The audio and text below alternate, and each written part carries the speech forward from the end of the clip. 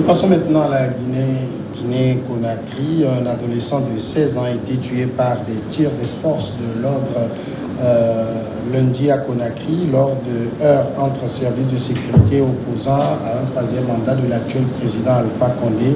C'est ce qu'a indiqué un des médecins présents sur le terrain. 4 autres personnes ont été gravement blessées par des tirs de forces de l'ordre au cours des mêmes incidents à Sonfonia Gare, quartier périphérique de la capitale guinéenne.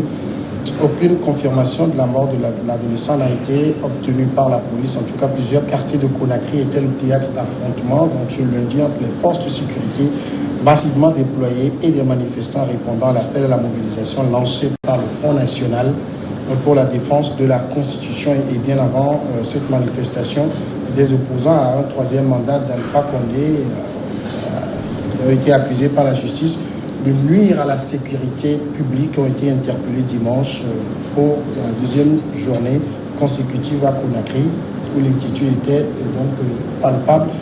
Dimanche, on le voit, la tension est en train de monter au niveau de la Guinée-Conakry. Et l'objet de la tension, eh bien, c'est, je ne veux pas dire cette volonté, mais en tout cas, ce flou qu'entretient Alpha Condé sur sa volonté de faire un troisième mandat.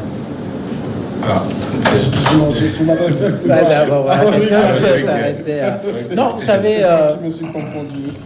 La petite glouton de s'éterniser au pouvoir ou de manger au-delà de la limite de la faim, c'est un fléau qui est en train de prendre en otage le continent, du moins l'Afrique occidentale.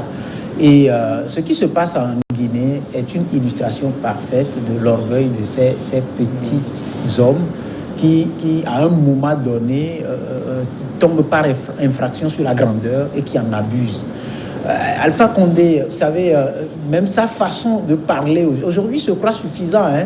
Tu as déjà fait un premier mandat, un second mandat, et on le voyait venir parce qu'il a été incapable de dire, par exemple, à ses prédécesseurs en la matière, la vérité. Et donc, on savait qu'il allait arriver à ça. Aujourd'hui, il pense avoir un soutien, c'est-à-dire une partie de l'armée, et aujourd'hui, il a beaucoup plus la gendarmerie et la police, et il oriente les armes qui doivent servir à protéger les populations contre les populations.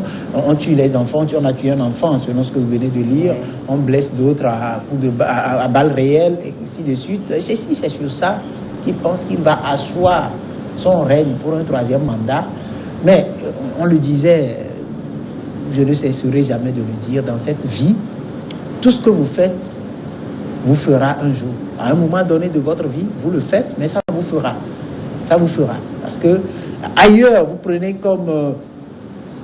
le Sénégal par exemple, où, parce que Macky Sall a vu que sa sortie arrive, aujourd'hui, il est en train de tisser la toile de la réconciliation. Ça voudra dire que c'est quelqu'un qui s'est appuyé sur un levier pour atteindre un objectif qui a une limite, mais il ne faut pas franchir la limite. Il faut plutôt commencer par préparer parce qu'on ne sait pas qui va arriver. Alors, si Alpha Condé pense que, je ne sais pas, il est ce messie-là qui doit s'imposer aux gens, je ne vois pas pourquoi les gens vont être dans les rues.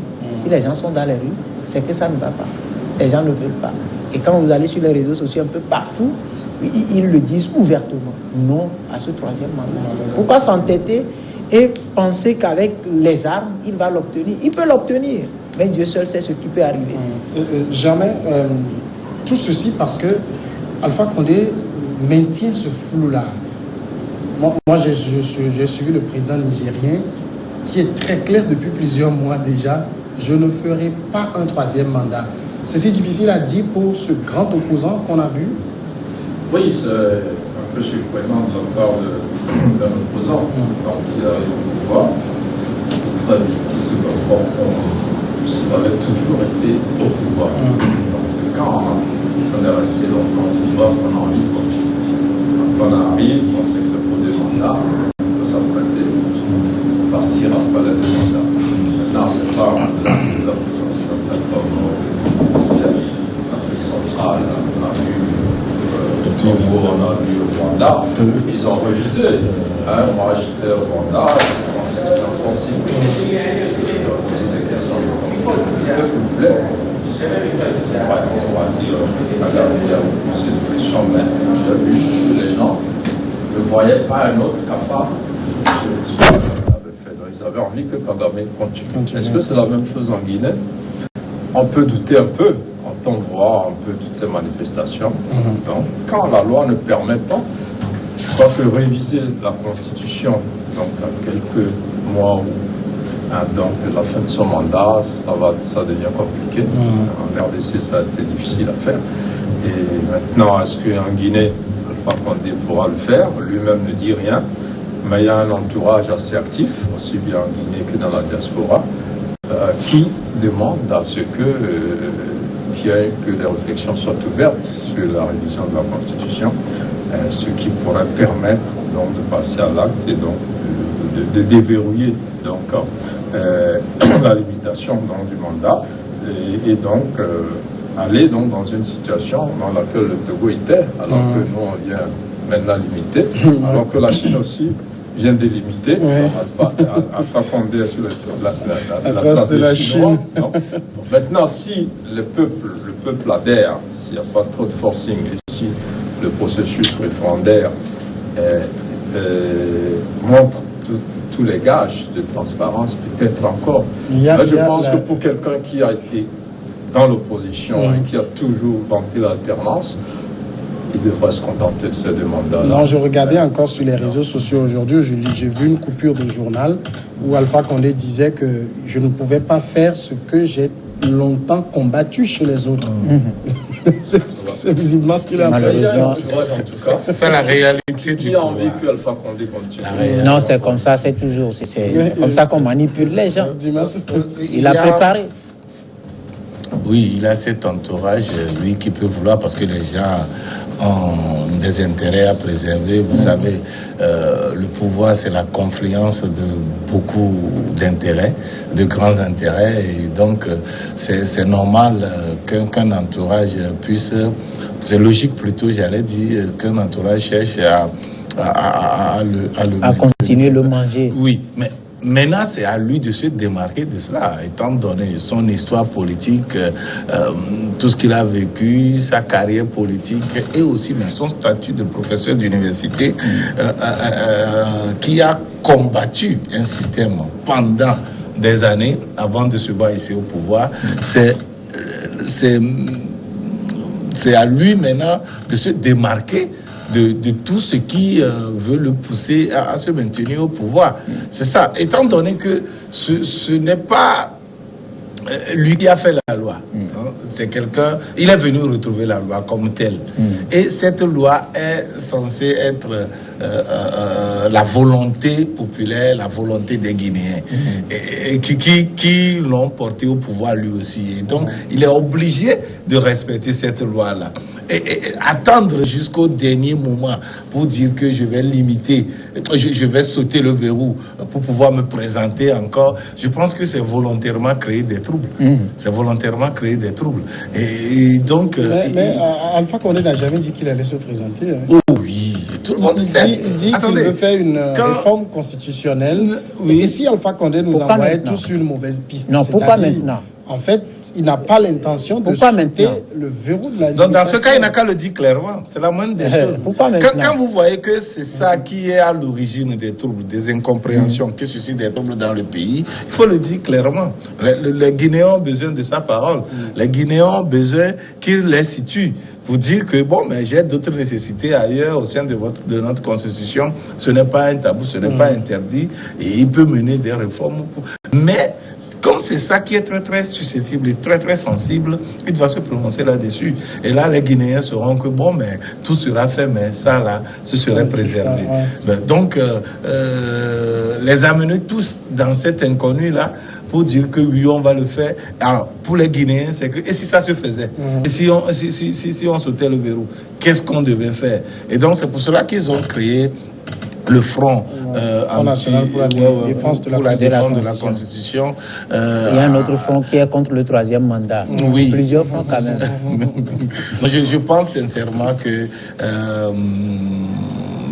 les intellectuels africains doivent se surpasser. Certains intellectuels.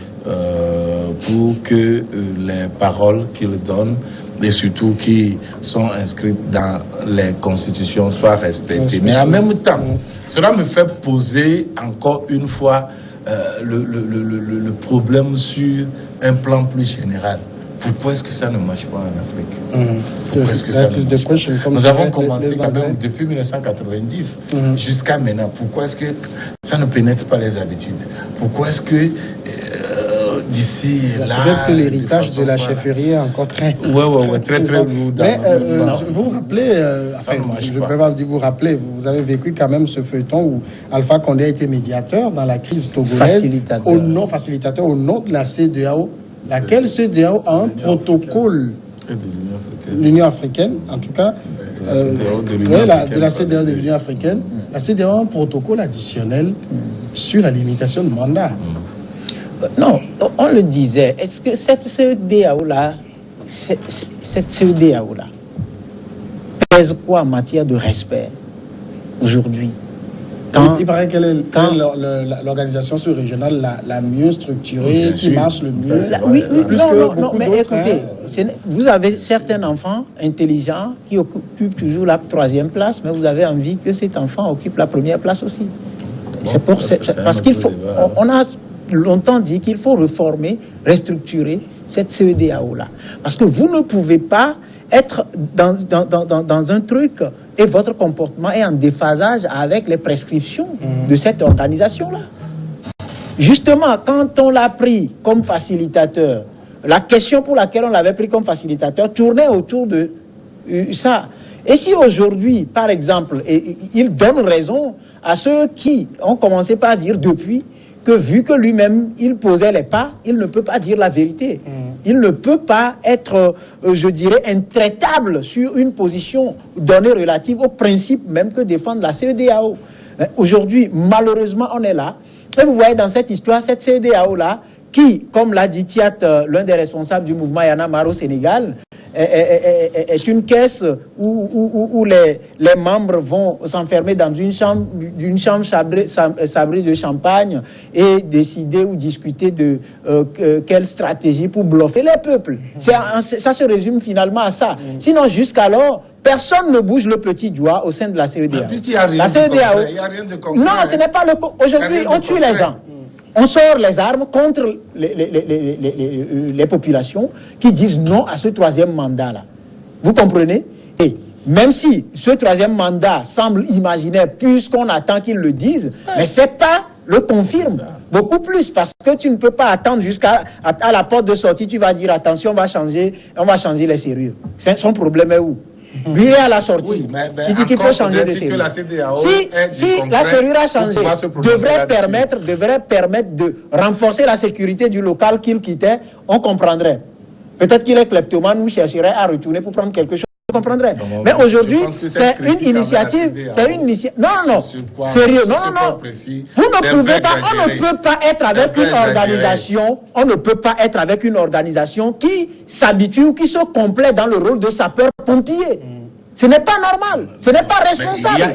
Ici, la CEDEAO a des directives. Mais nous parlons d'un protocole. Qu'est-ce qui empêche la CEDEAO d'envoyer un courrier? Aujourd'hui, on parle d'une révision constitutionnelle qui dépasse le délai de 6 mois au moins avant l'échéance électorale. Vous comprenez? Qu'est-ce qui empêche la CEDEAO, par exemple, d'envoyer un courrier pour dire attention, vu tel principe au sein de notre organisation, vous ne pouvez pas aller dans cette initiative. On attend que l'initiative soit poursuivie et qu'il y ait bain de sang. Et demain, on va nommer des facilitateurs pour aller jouer le rôle de sapeur-pompier. Mais on ne peut pas solliciter ça. Ce n'est pas un bon comportement. On ne peut pas solliciter ça. Après tout, c'est pour venir nous dire que les États ont leur souveraineté. Mais on ne nous trompe pas. Alpha Condé surprendre tout le monde et ne pas toucher à la limitation de mandat. Bon, en tout cas, l'exercice est très difficile pour lui. Pour réviser la Constitution, c'est évident. Il y a un front qui s'est constitué, qui ne baisse pas, le droit qui a empêché cela. Mais en même temps, lui aussi, il a son front qui est favorable donc, à la modification. C'est mangeur, son groupe de mangeurs. Je crois qu'il Le Premier ministre Fofana a tenu des consultations, mais les avis n'ont pas été tranchés en faveur de ou de l'autre camp. Hein. Les avis sont restés... Voilà, moi je pense que... Ça dépend de qui on a consulté. Quand vous êtes dirigeant d'un pays, et vous savez qu'il y a des décisions qu'il ne faut pas prendre parce qu'elles peuvent mettre en péril donc, la vie de la nation. Tout ce que vous avez bâti pendant 2 mandats va s'effacer, va s'écrouler. Donc, est-ce que c'est ce que Alpha Condé veut? Je ne pense pas. Maintenant, est-ce que le peuple guinéen, dans sa majorité, a envie qu'Alpha Condé continue? Sans chercher à noter. Par exemple, un peu au Congo, quand Denis Sassou Nguesso a voulu réviser la Constitution, il y avait quand même un front contre cette révision. À l'époque, le président français, François Hollande, avait dit quoi? Qu'il est libre de consulter son peuple. Et on a vu que cette révision est passée comme une lettre à la poste, malgré les incidents. La révision est passée. Maintenant, c'est qu'il faut se dire, bon, la tendance, généralement dans la CEDEAO, c'est la limitation du mandat. Elle est acquise en Guinée. Est-ce qu'il faut ramer à contre-courant quand d'autres pays, comme le Togo, rentrent dans ce cas-là? Parce qu'il faut qu'il y ait des pays qui sortent. On disait qu'il y avait 2 pays. On avait le Togo et la Gambie. Les 2 sont rentrés. Maintenant, la Guinée veut sortir. Voilà. En plus, dans le cas de la Guinée, quand on prend l'actuelle constitution, il y a un verrou sur la limitation de mandat. J'oublie l'article exact, mais qui dit que toute modification de la constitution ne peut pas toucher et la limitation et le caractère républicain de l'État, la laïcité, tout ça. Donc, les Guinéens ont toujours peur que tout ça aussi peut être remis en cause. En changeant carrément de constitution. Oui, sinon ils n'allaient pas créer un front pour défendre cette constitution. Il y a comment les appelle-t-on, un juriste qui m'a expliqué qu'il existe en droit le principe de la double détente, celle qui permet de sauter l'article qui empêche de modifier. Voilà, de modifier. Et revenir modifier. C'est ce que j'allais dire. C'est ce que j'allais dire. Il y a toujours des acrobaties, surtout avec nos chefs d'État. Ils ont une certaine facilité avec tout le cortège qui les entoure. Vous savez, en droit, mais en même temps, mais la question, non, écoutez, je pense que on est en train de faire beaucoup de mal à ce continent. On ne va pas copier ce qui se fait de mauvais ailleurs. D'accord? Aujourd'hui, si Alpha Condé fait son bilan lui-même, ça lui donne envie de continuer. En tout cas, c'est lui de répondre à cette question. Non, mais je dis... On va aller la pause. Mais quand même, c'est triste.